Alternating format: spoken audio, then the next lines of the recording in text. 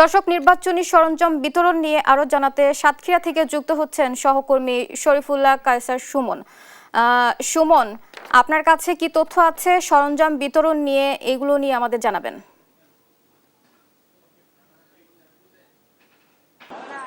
বুবলি, দাঁড়িয়ে আছি সাতক্ষীরার নিউ মার্কেট চত্বর তথা সাতক্ষীরা 0 পয়েন্ট।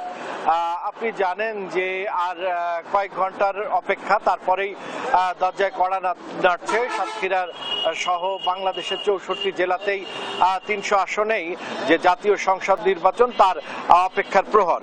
আর আপনাকে জানিয়ে রাখি যে সাতক্ষীরার 4টি যে সংসদীয় আসন, সেই সংসদীয় আসনের নির্বাচন সুষ্ঠুভাবে সম্পন্ন করার জন্য ইতিমধ্যেই নির্বাচনী যে সরঞ্জাম সেগুলো চলে এসেছে। সাতক্ষীরার বিভিন্ন নির্বাচনী অফিস, উপজেলা অফিসগুলোতে, উপজেলা পরিষদ অফিসগুলো থেকেই এগুলো বিতরণের সিদ্ধান্ত গ্রহণ করা হয়েছে এবং দুপুরে 1টা থেকেই সেগুলো বিতরণ করা হবে। এবং সেগুলো বিতরণ পাশাপাশি ভোটারদের নিরাপত্তা, ভোট কেন্দ্রের নিরাপত্তার জন্য আইন শৃঙ্খলা বাহিনী যেটি গঠিত হয়েছে, সেনা, পুলিশ, র্যাব, বিজিবি, আনসার, সবগুলো সমন্বয়, সবগুলোকে প্রস্তুত রাখা হয়েছে।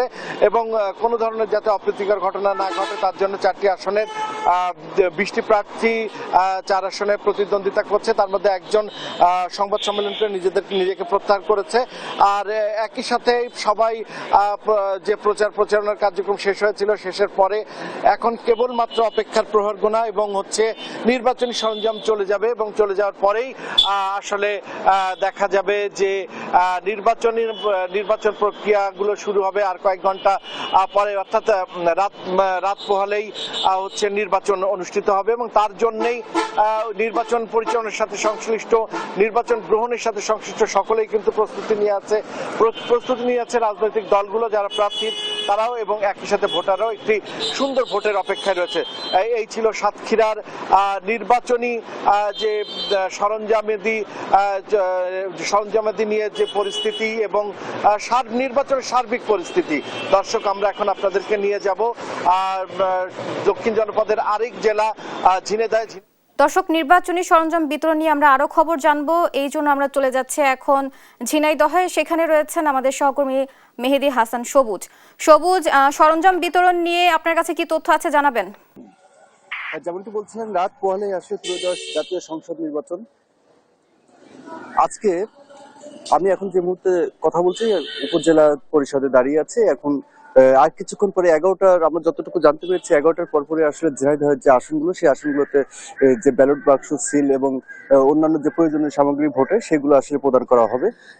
ঝিনাইদহের মোট আয়তন 1,01,984 যে কিলোমিটার বর্গ আয়তনের এই জেলাতে মোট 4টি আসন, 4টি আসনের ভিতরে মোট 6টি উপজেলা এবং 4টি আসন ঘিরে কিন্তু ঝিনাইদহের এই মূল যে 4টি আসন, সেই আসনটি মোট ভোটার সংখ্যা এখানে 15 লাখের কিছুটা বেশি আছে। আগামীকাল সকাল থেকে যে ত্রয়োদশ জাতীয় সংসদ নির্বাচন সকাল 7:30টা থেকে বিকাল 4:30টা পর্যন্ত ভোট গ্রহণ অনুষ্ঠিত হবে। আমি যদি একটু দেখানোর চেষ্টা করি, সেই ভোট গ্রহণ অনুষ্ঠানে কিন্তু নিরবিচ্ছিন্নভাবে যে নিরাপত্তার যে বিষয়টি, সেটি কিন্তু আমাদেরকে নিশ্চিত করেছে জেলা রিটার্নিং কর্মকর্তা থেকে। পাশাপাশি আরো বড় যে বিষয় যেখানে দাঁড়িয়ে গেছে সেটি হচ্ছে যে প্রচুর ঝুঁকিপূর্ণ যে কেন্দ্রগুলো, সেই কেন্দ্রগুলো কিন্তু ঝিনাইদহে কিন্তু ইতিমধ্যেই কিন্তু বলা হচ্ছে যে বেশ কয়েকটি ঝুঁকিপূর্ণ কেন্দ্র আছে। সেই ঝুঁকিপূর্ণ কেন্দ্রগুলোতে আইন শৃঙ্খলা বাহিনী এবং রিটার্নিং কর্মকর্তা এবং সহকারী রিটার্নিং কর্মকর্তা যারা আছেন, তারা কিন্তু ঝুঁকিপূর্ণ কেন্দ্রগুলো বিবেচনা করে সেখানে কিন্তু প্রচুর আইন শৃঙ্খলা রক্ষাকারী বাহিনী মোতায়েন করা হয়েছে ইতিমধ্যেই, যেন আগামীকালকে ত্রয়োদশ জাতীয় সংসদ নির্বাচনে এমন কোনো সহিংসতার ঘটনা ঘটে না যেখান থেকে নির্বাচনটাকে আসলে বিতর্কের ভিতরে ফেলানো হয়। এই ছিল ঝিনাইদহ থেকে সর্বশেষ পরিস্থিতি।